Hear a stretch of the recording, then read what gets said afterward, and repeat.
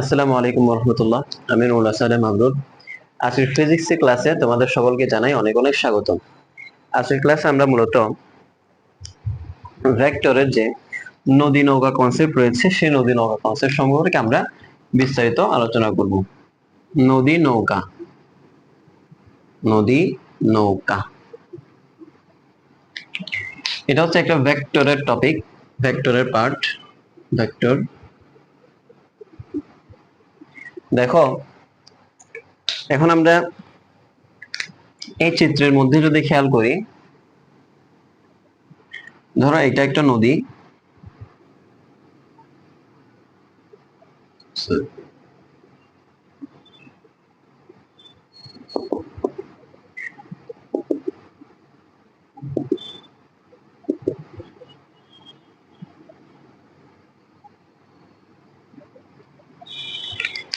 এই যে মাঝখানে যে আমি যে চিত্রটা আঁকলাম এটা একটা নদীর চিত্র।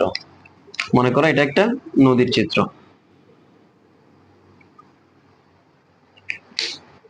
এই যে এটা একটা হচ্ছে নদী। এখন এই জায়গাটাতে, এই জায়গাটাতে মনে করো একটা নৌকা আছে, এই জায়গাটাতে মনে করো একটা নৌকা আছে।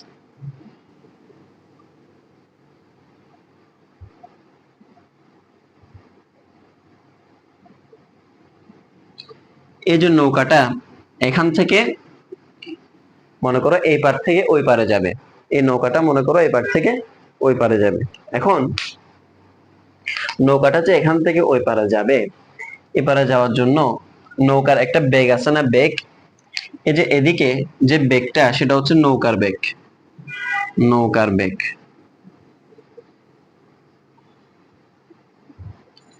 এই নৌকার বেগকে আমরা ভি দিয়ে প্রকাশ করতেছি, বেগ ভি দিয়ে প্রকাশ করতেছি। আর এদিক দিয়ে যে বেগটা, এদিক থেকে এদিকে যে বেগটা এটা হচ্ছে স্রোতের বেগ, এটা হচ্ছে স্রোতের বেগ। এই স্রোতের বেগকে আমরা ইউ দ্বারা প্রকাশ করতেছি, স্রোতের বেগকে আমরা ইউ দ্বারা প্রকাশ করতেছি। এখন দেখো এই যে নৌকার বেগ এবং স্রোতের বেগ, নৌকা যাচ্ছে মনে করো এদিকে এবং স্রোত যাচ্ছে মনে করো এদিকে।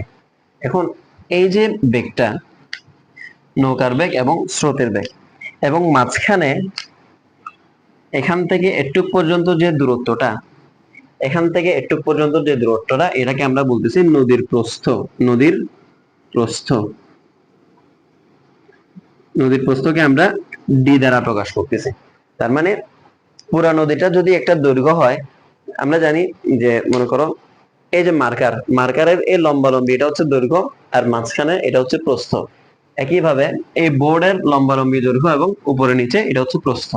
একইভাবে এখানের মধ্যে এই নদীটার লম্বালম্বি যে দূরত্বটা আছে দূরত্ব, আর মাঝখানে এই এই প্রান্ত থেকে ওই প্রান্তের মধ্যে যে ব্যাসার্ধ, এটাকে বলা হচ্ছে প্রস্থ, এটাকে বলা হচ্ছে প্রস্থ বা ডি দ্বারা আমরা প্রকাশ করতেছি। এটা হচ্ছে নদীর প্রস্থ, নৌকার বেগ এবং স্রোতের বেগ। এতটুকু পর্যন্ত আমাদের ক্লিয়ার কিনা বলো? এতটুকু পর্যন্ত যদি আমাদের ক্লিয়ার হয় তাহলে আমরা এখন বিস্তারিত ভাবে আলোচনায় যাই, যে আসলে আমরা নৌকার বেগ, নদীর বেগ, এখানের মধ্যে আমাদের সূত্রগুলা যেগুলো আছে সেই সূত্রগুলো সম্পর্কে আমরা কথা বলবো।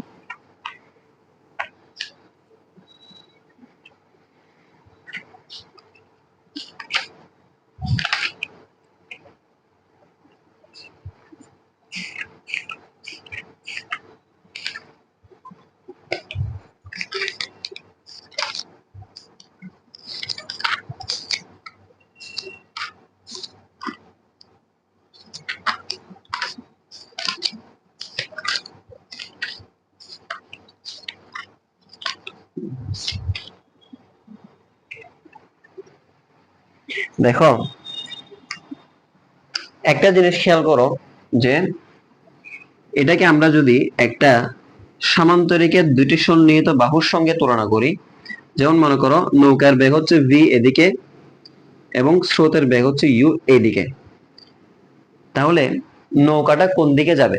নৌকাটা কোন দিকে যাবে? দেখো আমি যেতে যাচ্ছি সামনের দিকে, কিন্তু স্রোত আসতেছে বিপরীত দিক থেকে। আমি আমি এদিকে যেতে যাচ্ছি, কিন্তু এদিক থেকে স্রোত আসতেছে, বাধা আসতেছে। তাহলে আমি কি সোজাসুজি যেতে পারবো? আমি সোজাসুজি যেতে পারবো না, আমি একটু বাঁকা হয়ে যাব, আমি একটু বাঁকা হয়ে যাব। এদিকে দেখো এই যে নৌকা সোজাসুজি এদিকে যেতে যাচ্ছে, কিন্তু নৌকাটা কিন্তু এখান থেকে শুরু করে মনে করো এটা যদি এ পয়েন্ট হয়, এটাও যদি এ পয়েন্ট হয়, এটা যদি বি পয়েন্ট হয়, এবং এই জায়গাটা যদি সি পয়েন্ট হয়, তাহলে নৌকাটা কিন্তু এ থেকে বি বরাবর সোজাসুজি যেতে পারবে না। কারণ স্রোতের বেগ, স্রোতের একটা বাধা আসতেছে প্রতিনিয়ত। স্রোতের বাধার কারণে এটা কিন্তু সোজাসুজি যেতে পারবে না। তখন প্রকৃতভাবে প্রকৃতপক্ষে প্রকৃতভাবে নৌকাটা যাবে অনেকটা এদিকে, অনেকটা এদিকে। এটা হচ্ছে প্রকৃত বেগ, এটা হচ্ছে প্রকৃত বেগ, নৌকার প্রকৃত বেগ বা লব্ধি বেগ। এটা হচ্ছে লব্ধি বেগ, লব্ধি বেগ বা প্রকৃত বেগ। তার মানে আমরা বুঝতে পারলাম স্রোতের বেগের কারণে এই যে নৌকার বেগটা মূলত এদিকে যাবে না, বরং এটার মাঝামাঝি, স্রোত এবং নৌকার মাঝামাঝি একটা লব্ধি বেগ হিসেবে নৌকাটা যাবে। এটাই হচ্ছে প্রকৃত বেগ এবং লব্ধি বেগ। নৌকার বেগ হচ্ছে ভি, স্রোতের বেগ হচ্ছে এটা, এবং এটা হচ্ছে লব্ধি বেগ। এখন একটা জিনিস খেয়াল করো, এই যে নৌকার বেগ এবং স্রোতের বেগের মধ্যবর্তী কোণ যদি আলফা হয়, নৌকার বেগ এবং স্রোতের মধ্যবর্তী কোণ যদি আলফা হয়, আর এটা যদি হয় লব্ধি, তাহলে আমরা লব্ধির সূত্র কি জানি? সামান্তরিক সূত্র অনুসারে, সামান্তরিক সূত্র অনুসারে আমরা জানি লব্ধি square is equal to plus 2uv cos alpha. এভাবে আমরা লিখতে পারি না? লব্ধি is equal to root over, এটা হচ্ছে কি আমাদের লব্ধি বেগ, এটা হচ্ছে কি আমাদের লব্ধি বেগ। এতটুকু পর্যন্ত বোঝা গেছে কিনা দেখো। এতটুকু পর্যন্ত যদি বোঝা যায়, তাহলে আমি এই চিত্রটাকে মুছে এক পাশে লিখতেছি, এবং মাঝখানে ইকুয়েশন গুলা নেওয়ার জন্য তোমাদের সামনে আমি প্রেজেন্ট করার জন্য আমি এভাবে লিখবো। দেখো,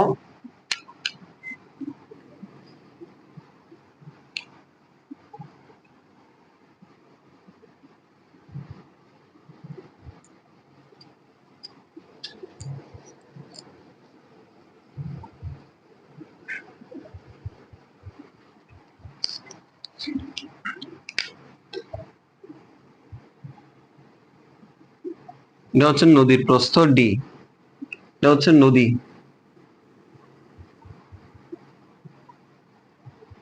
নৌকা মনে করো এখান থেকে যাবে এদিকে, নৌকার বেগ ভি, এদিকে মনে করো স্রোতের বেগ ইউ, এবং মাঝখানে হচ্ছে লব্ধি বেগ।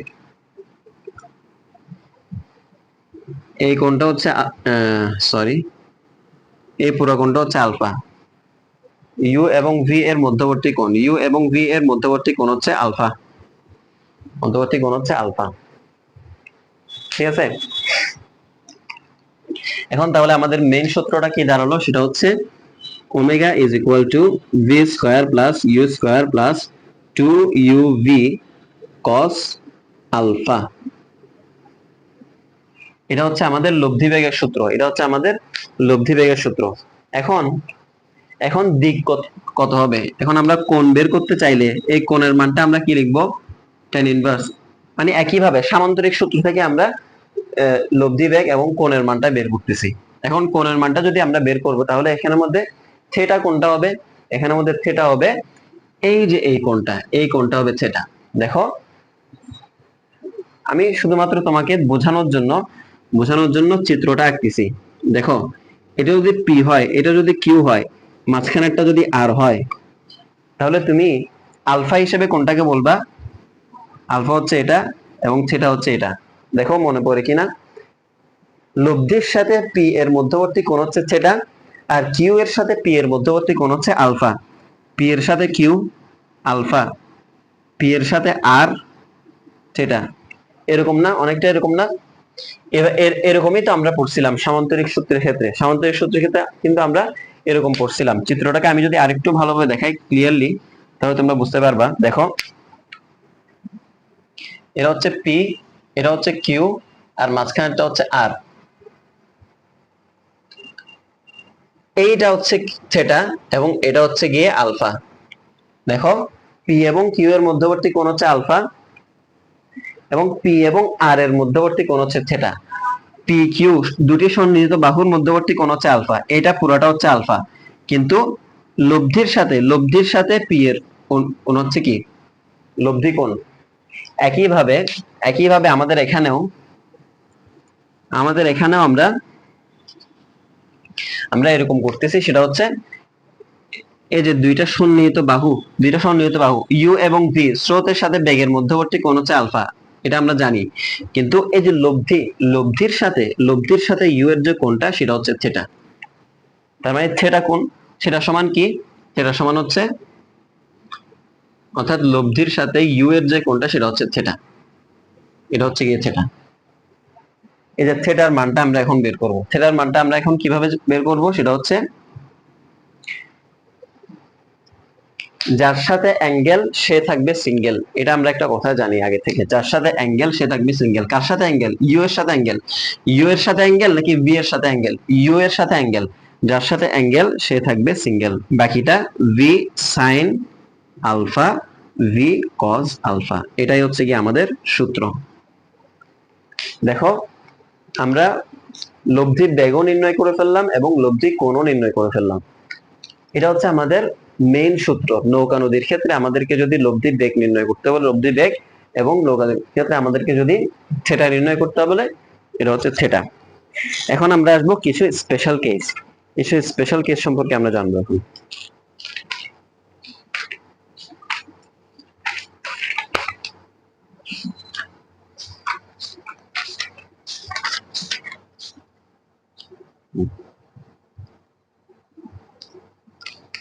কিছু স্পেশাল কেস সম্পর্কে আমরা জানবো।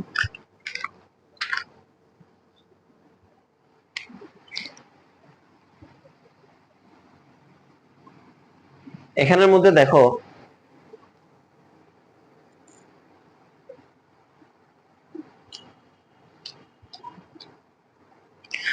ন্যূনতম দূরত্বে এবং ন্যূনতম সময়ে আমরা যদি নৌকা পার করতে চাই, তাহলে আমাদের কি করতে হবে? আড়াআড়ি ভাবে যদি নৌকা পার করতে চাই তাহলে আমাদের কি হবে? আচ্ছা, একটা জিনিস, একটা এখানে টপিক সম্পর্কে আসছে, সেটা হচ্ছে আড়াআড়ি ভাবে নৌকা পার। আড়াআড়ি ভাবে, আড়াআড়ি ভাবে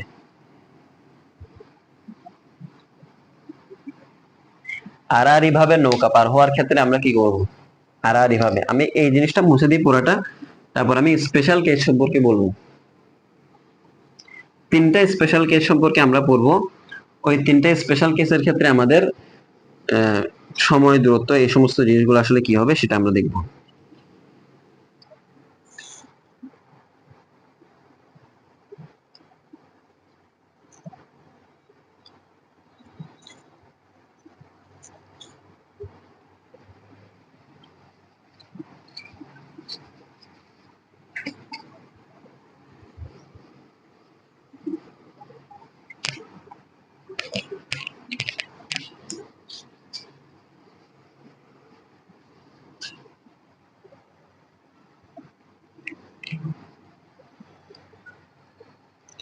তিনটা স্পেশাল কেস আমরা দেখব।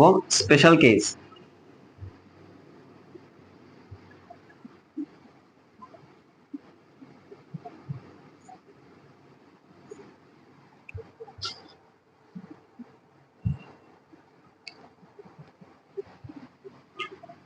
কেস নাম্বার 1, সেটা হচ্ছে আড়াআড়ি ভাবে নৌকা পার হওয়া। আড়াআড়ি ভাবে নৌকা পার হওয়া,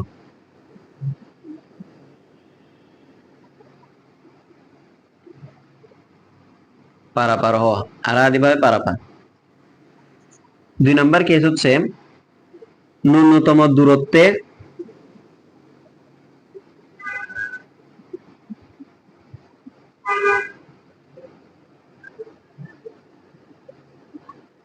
পারাপার, ন্যূনতম সময়ে পারাপার।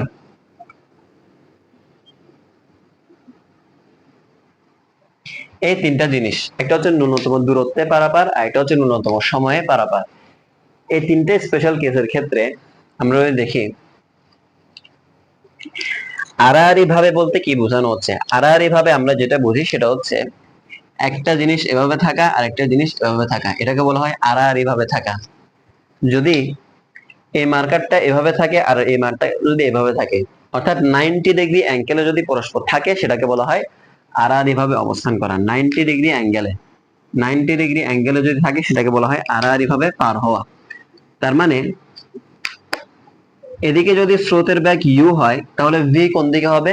90 ডিগ্রি অ্যাঙ্গেল বরাবর হবে ভি। এটাকে বলা হয় আড়াআড়ি ভাবে পার হওয়া। এই আড়াআড়ি ভাবে পার হওয়ার ক্ষেত্রে আমাদের মানগুলো কিরকম হবে সেটা আমরা দেখবো বিস্তারিত ভাবে। তাহলে গেল এটা। এরপর আমরা যদি আসি ন্যূনতম দূরত্বে যদি আমরা নৌকা পার হতে পারি, ন্যূনতম দূরত্বে, তাহলে একটা জিনিস খেয়াল করো, এটা যদি নদী হয়, নদীর স্রোত আছে, একটা জিনিস খেয়াল করো, আমি এই অবস্থান থেকে, মনে করো এই অবস্থান থেকে, এ নাম্বার বিন্দু থেকে, এখান থেকে শুরু করে আমি ওই পারে যাব, ওই পারে যাব, এখান থেকে এই পার থেকে আমি শুরু করে ওই পারে যাব। ওই পারে যাওয়ার ক্ষেত্রে সবচেয়ে ন্যূনতম দূরত্ব বলতে সর্বনিম্ন পথ কোন দিকে বলতো? আমি চাইলে এদিকেও যেতে পারি, আমি চাইলেও এভাবে সোজাসুজি যেতে পারি, আমি চাইলে এভাবে যেতে পারি। এই তিন ভাবে আমার যাওয়ার অপশন আছে। দেখো দেখো তো তোমরা, ন্যূনতম পথ কোন দিকে? এ থেকে বি পর্যন্ত ন্যূনতম পথ, নাকি সি পর্যন্ত, নাকি ডি পর্যন্ত? কোন পথটা সবচেয়ে সবচেয়ে কম এবং কোন পথটা সবচেয়ে বেশি? দেখি আমাকে অ্যান্সার করো তো। এ বি ন্যূনতম পথ কোনটা? প্রশ্ন হচ্ছে ন্যূনতম পথ বা ন্যূনতম দূরত্ব কোনটা, এ বি নাকি এ সি নাকি এ ডি? অ্যান্সার হচ্ছে এসি হচ্ছে ন্যূনতম পথ, অর্থাৎ সোজাসুজি পথ যেটা, সেটা হচ্ছে ন্যূনতম পথ। তুমি যদি সোজাসুজি পথ অনুযায়ী তুমি তুমি যদি যেতে পারো, সোজাসুজি পথে যদি তুমি যেতে পারো সরাসরি, সেটা হচ্ছে ন্যূনতম পথ, সেটা হচ্ছে ন্যূনতম পথ। তার মানে আমাদের এটা বোঝা গেল ন্যূনতম পথ। এই সোজাসুজি পথে যাওয়ার জন্য তোমার যা যা করা দরকার তোমাকে সেটাই করতে হবে। ন্যূনতম পথে যাওয়ার জন্য তোমাকে যা যা করা দরকার তোমাকে সেটাই করতে হবে। আর ন্যূনতম সময় মানে তো আমরা সবাই জানি, কোন পথে গেলে আমার সবচেয়ে কম সময় ব্যয় হবে, কোন পথে গেলে আমার সবচেয়ে কম সময় ব্যয় হবে, আমাকে সেটা জানতে হবে। দেখি বলতো, এই এই পথগুলোর মধ্যে কোন পথে গেলে সবচেয়ে কম সময় ব্যয় হবে? এ বি, এ সি এবং এডি। সবচেয়ে কম সময় ব্যয় হবে তুমি যদি ডি পথে যাও, সবচেয়ে কম সময় ব্যয় হবে। আমি বিস্তারিত ব্যাখ্যা দিব। সবচেয়ে কম সময় ব্যয় হবে তুমি যদি এ থেকে ডি পথে যাও। আমি বিস্তারিতভাবে এখন ব্যাখ্যা দিচ্ছি কেন আমরা একেবারে লাস্ট গিয়াতে গেলে আমরা পাবো, কেন আমরা সরাসরি ভাবে পার হলে ন্যূনতম দূরত্বে পার হবো, এটা আমি বিস্তারিতভাবে তোমাদেরকে এখন ব্যাখ্যা দেব। প্রথমে আসি স্পেশাল কেস নাম্বার 1, কেস নং 1। সেটা হচ্ছে আড়াআড়ি ভাবে নৌকা পার হওয়া, আড়াআড়ি ভাবে নৌকা পার হওয়া।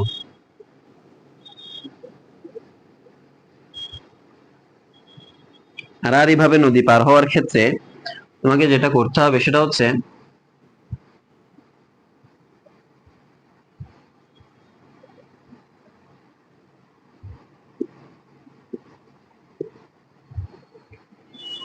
তাহলে স্রোতের বেগ যদি ইউ হয়, তাহলে তোমাকে আড়াআড়ি ভাবে সোজাসুজি যেতে হবে, সোজাসুজি 90 ডিগ্রি অ্যাঙ্গেলে।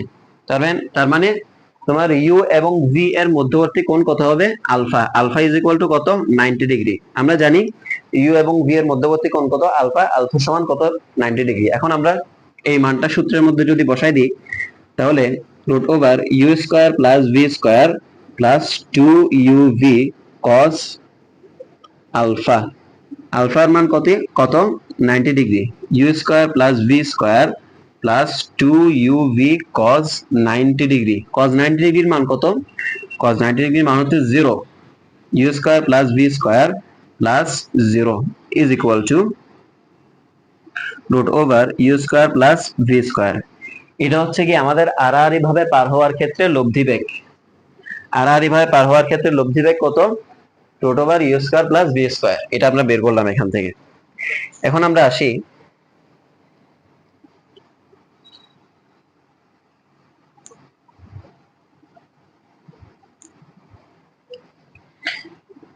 আমাদের থেটাটা কত হবে? থেটা tan ইনভার্স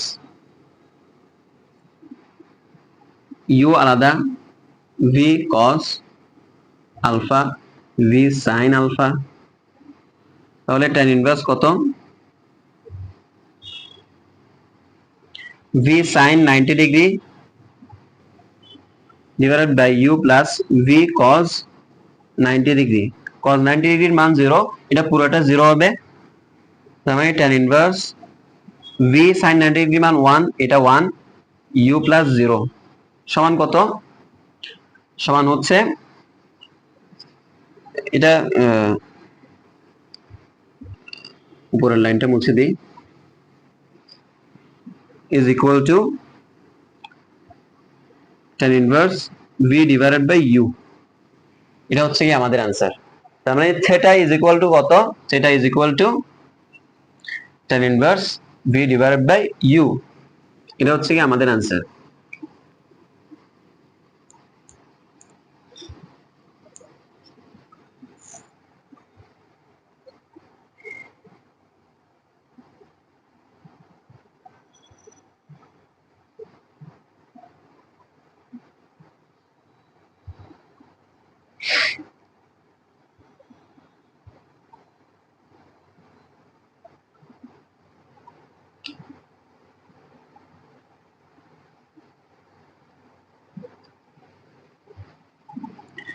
এখন এখানে সময় কত হবে? সময় বা টি এর মানটা কত হবে দেখি বলো তো। T is equal to what? দেখো আমরা কি জানি? আমরা জানি s is equal to v t. গতিবিদ্যার যে সূত্রটা সেটা আমরা জানি s is equal to v t, বা টি ইজ ইকুয়াল টু কত? T is equal to s divided by v. আমরা এটা জানি, অবশ্যই আমরা এটা জানি। এখন দেখো, এখন এখানের মধ্যে টি মানে তো সময় আমরা জানি, কিন্তু এস মানে কি? এস মানে হচ্ছে ডি, আর ভি মানে হচ্ছে ডাব্লিউ। ডাব্লিউ বা এই যে মাঝখানের যে বেগ আছে এটাকে বলা হচ্ছে লব্ধি বেগ। ভি মানে হচ্ছে লব্ধি বেগ, আর এস মানে হচ্ছে ডি।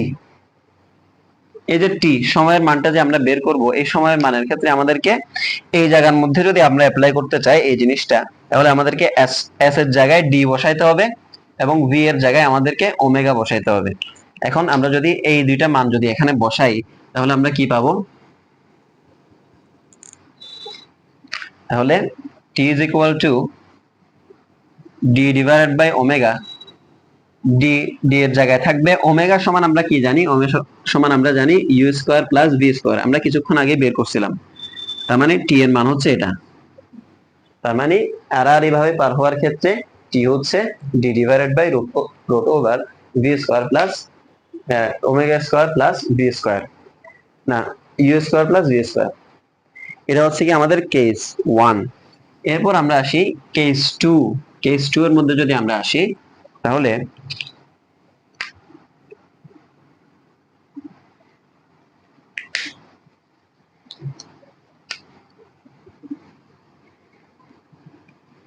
কেস 2 হচ্ছে ন্যূনতম দূরত্বে তুমি যদি যেতে চাও, ন্যূনতম দূরত্বে।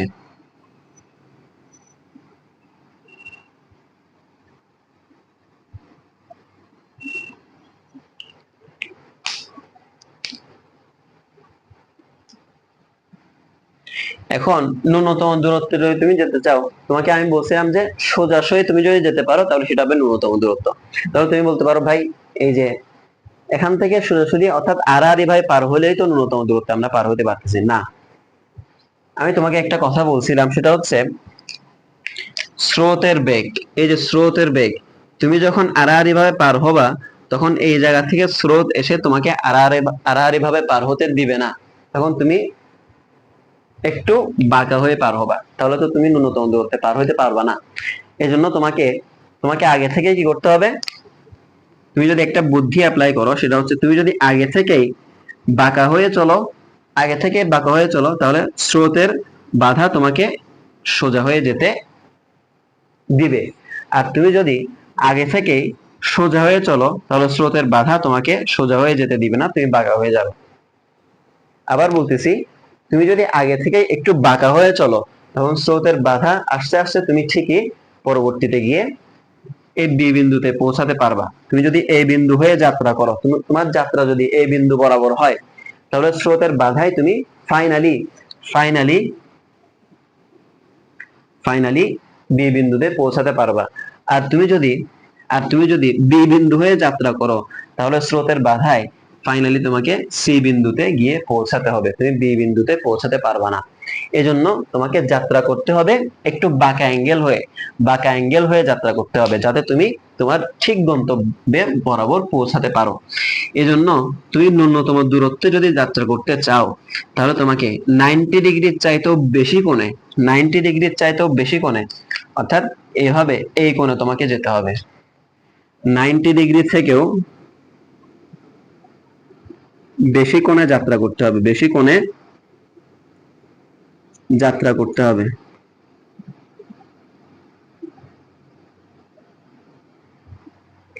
নাইনটি ডিগ্রি থেকেও বেশি কোণে তোমাকে যাত্রা করতে হবে।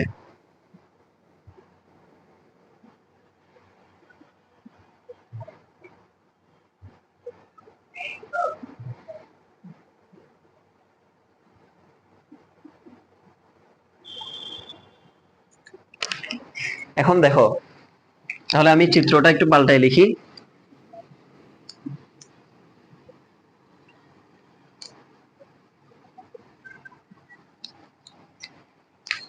তাহলে আমি যাত্রা করতেছি কোত্থেকে?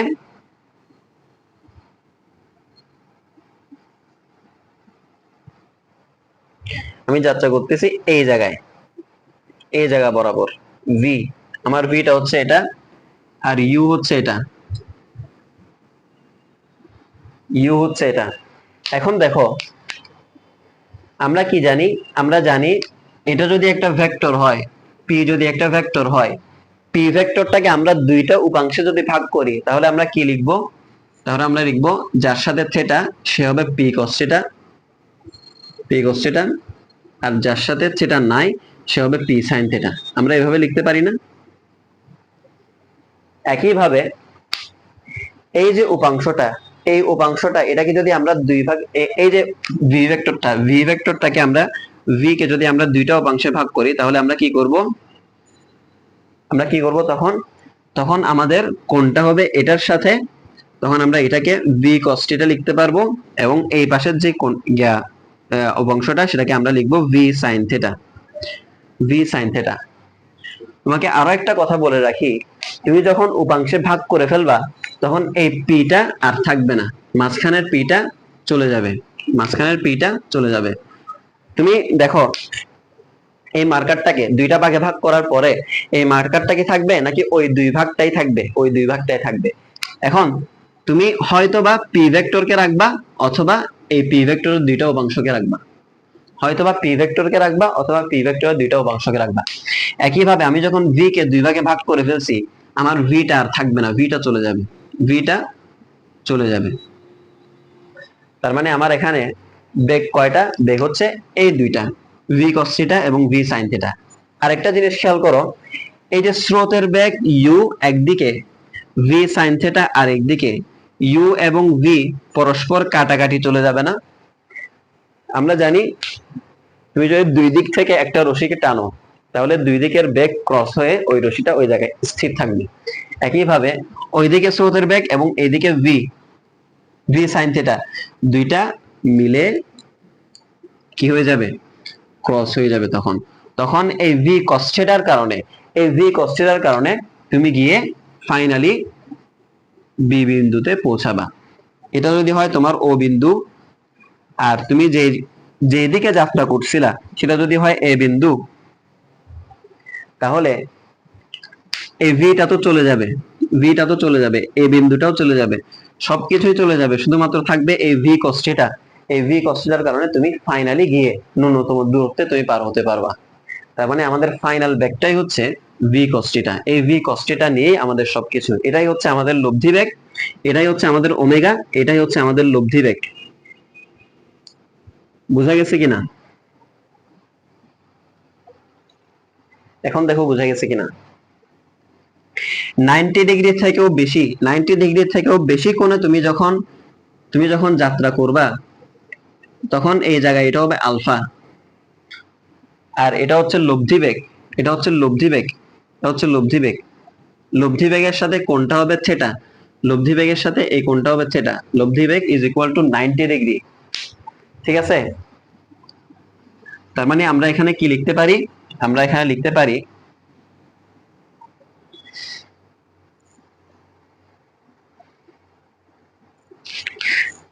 আমরা এখানে কিসের মান বের করব দেখি বলতো। এখন কোনো কিছুর মানই বের করার দরকার নাই, লব্ধি বেগ সরাসরি আমরা লিখে দিতে পারি বি cos θ। লব্ধি বেগ আমাদেরকে এখন আর u square plus b square সূত্র দিয়ে বের করতে হবে না, আমরা ঠিকই বের করে ফেললাম লব্ধি বেগটা বি cos θ। এখন আমাদের কি বের করতে হবে? লব্ধি বেগ যেহেতু বের করে ফেলছি এবং থেটাও আমাদের বের করার দরকার নাই, আমরা জানি থেটা 90 ডিগ্রি, থেটাটাও আর বের করার দরকার নেই। আমরা শুধুমাত্র এখন সময়টা বের করব, টাইমটা আমরা কি জানি? টাইম হচ্ছে d divided by omega is equal to d/v cos θ। এটাই হচ্ছে আমাদের সময়। তার মানে এখানে দুইটা জিনিসই লাগবে, একটা হচ্ছে সময় আর একটা হচ্ছে লব্ধি বেগ। ন্যূনতম দূরত্বে তুমি পার হওয়ার ক্ষেত্রে তোমার বেগ হবে v cos θ এবং তোমার সময় হবে d/v cos θ। এটাই হচ্ছে কি আমাদের ন্যূনতম দূরত্বের যে কনসেপ্টটা সেটা। এবার আমরা আসি ন্যূনতম সময়ে যদি আমরা পার হতে চাই, তাহলে আমাদের কি করতে হবে?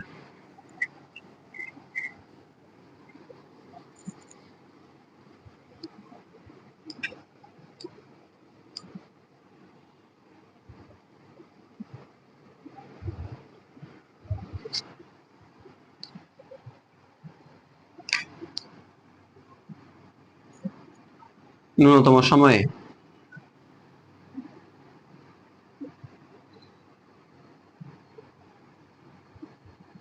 একটা জিনিস খেয়াল করো, তুমি যখন ন্যূনতম সময়ে পার হবা তখন তুমি যখন ও থেকে এ বিন্দুতে যাত্রা করবা তখন তুমি ফাইনালি গিয়ে এদিকে বি বিন্দুতে পৌঁছাবা, কারণ স্রোতের বেগ তোমাকে কি করতে দিবে না? ও থেকে এ তে যেতে দিবে না। আর তুমি যদি ও থেকে কোনোভাবে সি বিন্দুতে যাত্রা করো তখন স্রোত এসে তোমাকে আবার এ বিন্দুতে নিয়ে আসবে। তার মানে আমি যেটা বোঝাতে চাচ্ছি, তুমি চাইলে যাত্রা করতে পারবা ও থেকে সি হয়ে, আবার তুমি চাইলে যাত্রা করতে পারবা ও থেকে এ, আবার তুমি চাইলে যাত্রা করবা ও থেকে বি, তখন তুমি আরো একটু এদিকে চলে যাবে। ঠিক আছে? তার মানে তুমি যেদিকে যাত্রা করো স্রোতের ধাক্কায় তুমি ওইদিকে যেতে পারবে না, তুমি অন্যদিকে চলে যাবা। তাহলে তুমি একটা জিনিস খেয়াল করো, তুমি কোন দিকে যাত্রা করলে স্রোতের ধাক্কা সহ সব মিলিয়ে আমার সময় কম লাগবে। তুমি যদি যাত্রা করো সোজাসুজি ও থেকে এ হয়ে যাত্রা করো তাহলে তোমার কিন্তু সময় কম লাগবে। কেন? কারণ আমি সোজাসুজি যাচ্ছি, আমি কোন রকমের ফোর্স আমি ক্রিয়েট করতেছি না। আমি যদি বাঁকা হয়ে যাই তাহলে আমার ফোর্স ক্রিয়েট করার জন্য একটা সময় লাগবে, আর ওদিক থেকে স্রোত আসতে আরো একটা সময় লাগবে, দ্বিগুণ সময় লাগবে। যখন সোজাসুজি যাই তখন আমার নিজস্ব কোনো একটা ফোর্স বা কোনো কিছু ক্রিয়েট হচ্ছে না, আমি এমনিতেই চলে যাচ্ছি। মানে আমি এমনিতে নৌকাটাকে ছেড়ে দিলাম। নৌকাটাকে আমরা কোন দিকে ছাড়ি? আমরা কি বাঁকা হয়ে ছাড়ি নাকি সোজা দিকে ছাড়ি? সোজা দিকে। আমি এমনিতেই নৌকাটাকে ছেড়ে দিলাম, স্রোত যেদিকে যায় আমি সেদিকে যাব, তাহলে সময় কম লাগবে। আর তুমি যদি কোনো একটা চ্যালেঞ্জ নিয়ে ফেলো, কোনো একটা দিকে যদি রওনা করো তখন তোমার আলাদা এক্সট্রা সময় লাগবে। তার মানে তুমি যদি তোমার নৌকাটাকে ও বিন্দুতে, মনে করো তোমার নৌকা রয়েছে, তোমার নৌকাটাকে যদি সোজাসুজি ছেড়ে দাও তাহলে স্রোতের ধাক্কায় এটা এই জায়গায় চলে যাবে। তুমি ছাড়ছো এ বিন্দুতে, এটা চলে যাবে বি বিন্দুতে, মানে লব্ধি বেগ হবে ডাব্লিউ এবং তোমার নৌকার বেগ হচ্ছে ভি আর স্রোতের বেগ হচ্ছে ইউ এবং ভি এর মধ্যবর্তী যে কোণটা সেটা হবে আলফা 90 ডিগ্রি, এবং ওমেগা এবং ইউ এর মধ্যবর্তী কোণটা সেটা হবে থিটা। অর্থাৎ আড়াআড়ি ভাবে তখন তোমাকে নৌকা পার হতে হবে, আড়াআড়ি ভাবে তোমাকে নৌকা পার হতে হবে। আড়াআড়ি ভাবে পার হওয়া মানেই আমি নৌকাটাকে এমনিতেই ছেড়ে দিলাম। আড়াআড়ি ভাবে পার হওয়া মানে কি? আমি সোজাসুজি নৌকাটাকে ছেড়ে দিলাম, কোনো ধরনের বাঁকা অবস্থায় আমি যাচ্ছি না। অর্থাৎ সোজাসুজি ছেড়ে দিলাম, তখন স্রোতের টানে যেদিকে যায় আমি সেদিকে যাব, কোন রকমের সময়ের মাত্রাতিরিক্ত কোনো ব্যবহার তখন থাকবে না। তখন গিয়ে আমি ন্যূনতম সময় পার হতে পারবো। তার মানে আমি কখন ন্যূনতম সময় পার হতে পারবো? যখন আমি আড়াআড়ি ভাবে যাব, আড়াআড়ি ভাবে পৌঁছাতে হবে তোমাকে ন্যূনতম দূরত্বে, কিন্তু আড়াআড়ি ভাবে তুমি রওনা করবা কোন দিকে? ন্যূনতম সময়ের জন্য। একটা হচ্ছে রওনা হওয়া, একটা হচ্ছে রওনা হওয়া, আর একটা হচ্ছে পৌঁছানো। এটা হচ্ছে রওনা হওয়া, আর একটা হচ্ছে পৌঁছানো। তুমি রওনা হও বা কোন দিক দিয়ে, সেটা অনুযায়ী তোমার ডিপেন্ড করতেছে, সেই অনুযায়ী তোমাকে সেটা অনুযায়ী ডিপেন্ড করতেছে তুমি আসলে ন্যূনতম সময়ে পার হতে চাচ্ছ নাকি ন্যূনতম দূরত্বে পার হতে চাচ্ছ। তুমি পৌঁছানোর ক্ষেত্রে তুমি যদি সোজাসুজি হও, সোজাসুজি, তাহলে সেটা হবে ন্যূনতম দূরত্ব।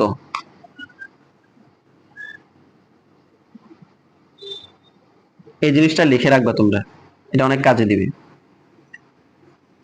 আর রওনা হওয়ার ক্ষেত্রে তোমার যদি সোজাসুজি হয়,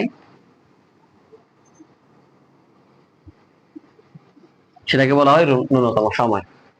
তুমি যদি তুমি যদি রওনা হওয়ার ক্ষেত্রে সোজাসুজি রওনা হও, তাহলে তুমি ন্যূনতম সময়ে নৌকা নদী পার হতে পারবা। আর পৌঁছানোর ক্ষেত্রে যদি তোমার সোজাসুজি ভাবে পৌঁছাও, তাহলে সেক্ষেত্রে সেটা হবে ন্যূনতম দূরত্বে পৌঁছানো। দুইটা জিনিস খেয়াল করবা সব সময়। এখন আমি আমি আরো একটা কনসেপ্ট সম্পর্কে তোমাকে বলি, সেটা হচ্ছে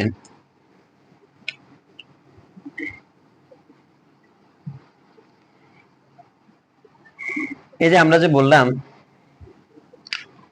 আলফা এবং থিটা, এই দুইটার আরো একটা বিশেষ পরিচয় রয়েছে। আলফাটা হচ্ছে মূলত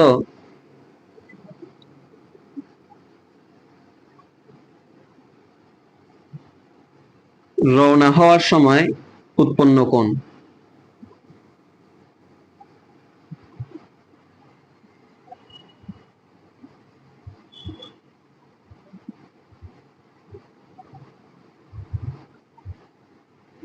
আর থিটাটা হচ্ছে পৌঁছানোর পরে উৎপন্ন কোণ।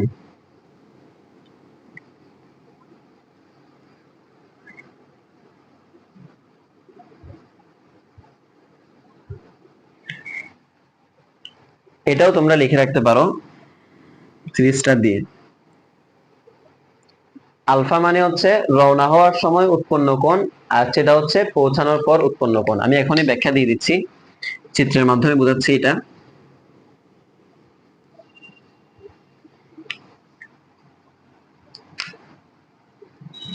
দেখো, এটা যদি হয় স্রোত,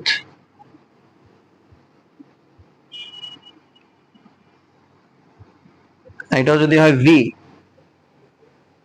এই যে ভি, আমি রওনা হচ্ছি, এটা হচ্ছে রওনা হচ্ছি, আমি এখনো রওনা হচ্ছি, আর আমি পৌঁছাইছি এ থেকে বি বিন্দু, এ থেকে বি আমি রওনা হচ্ছি, রওনা। আর আমি এ থেকে সি পৌঁছাইছি, পৌঁছানো, পৌঁছানো। আমি রওনা হলাম, পৌঁছালাম, রওনা হলাম এবং পৌঁছালাম। এই যে রওনা হওয়ার সময় যে উৎপন্ন কোণ, তার মানে রওনা হওয়ার সময় আমার বেগ কত? আমার বেগ হচ্ছে ভি। এই ভি এর সাথে ইউ এর যে উৎপন্ন কোণ, এই যে রওনা হওয়ার সময় যে উৎপন্ন কোণ, এটাকে বলা হবে আলফা। এবং পৌঁছানোর পরে, এই যে পৌঁছানোর পরে, পৌঁছানোর যে দাগটা, এটার সাথে এখানের যে উৎপন্ন কোণ, সেটা হচ্ছে থিটা। তার মানে আলফাটা হচ্ছে রওনা হওয়ার সময় যে উৎপন্ন কোণ সেটা, এবং থিটাটা হচ্ছে পৌঁছানোর পরে যে উৎপন্ন কোণ সেটা। এই জিনিসটা আমাদেরকে সবসময় মাথায় রাখতে হবে। এবার আসো, ন্যূনতম সময়ে নৌকা পার হওয়ার ক্ষেত্রে আমাদের কি হবে?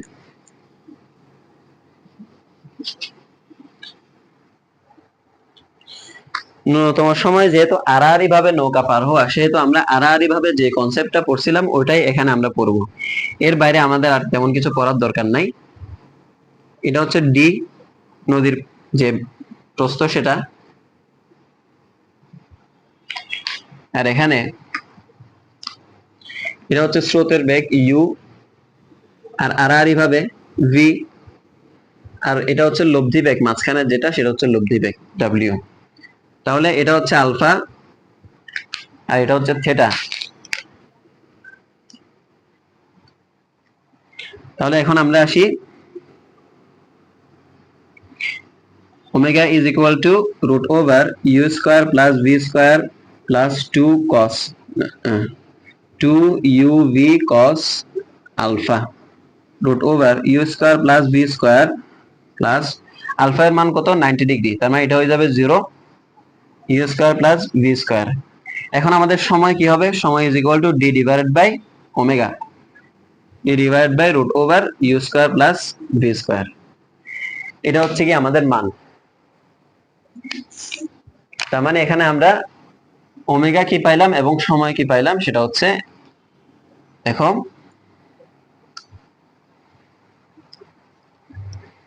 এবং এখানের মধ্যে থিটা এর মান হচ্ছে tan inverse u plus v cos 90 degree v sin 90 degree, ঠিক আছে। তাহলে tan ইনভার্স উপরে কি হয়ে যাবে v into 1 u plus 0 সমান tan inverse v divided by u। এটা হচ্ছে কি আমাদের মান।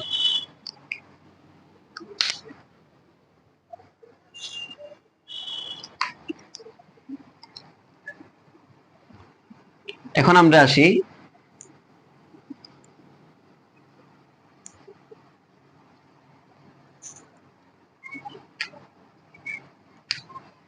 তাহলে আমাদের ফাইনালি মান কি পেলাম আমরা, omega is equal to u square plus v square, t is equal to d divided by root over u square plus v square, এবং ফাইনালি আমাদের যে থিটা সেটা হচ্ছে tan inverse v divided by u। এগুলো হচ্ছে আমাদের মান। তাহলে আমরা ন্যূনতম সময়ে ন্যূনতম দূরত্বে এবং আড়াআড়ি ভাবে আমরা কিভাবে নৌকা নদী পার হব এবং নৌকা নদী কনসেপ্টের বেসিক জিনিসগুলো সম্পর্কে আমরা জানলাম। সবাই আশা করি খুব ভালো মতো এই ক্লাসটা উপভোগ করেছে এবং বুঝতে পেরেছ। পরবর্তী ক্লাসের আগ পর্যন্ত সবাই ভালো থাকবে এবং সুস্থ থাকবে। আসসালামু আলাইকুম ওয়া রাহমাতুল্লাহি ওয়া বারাকাতুহু।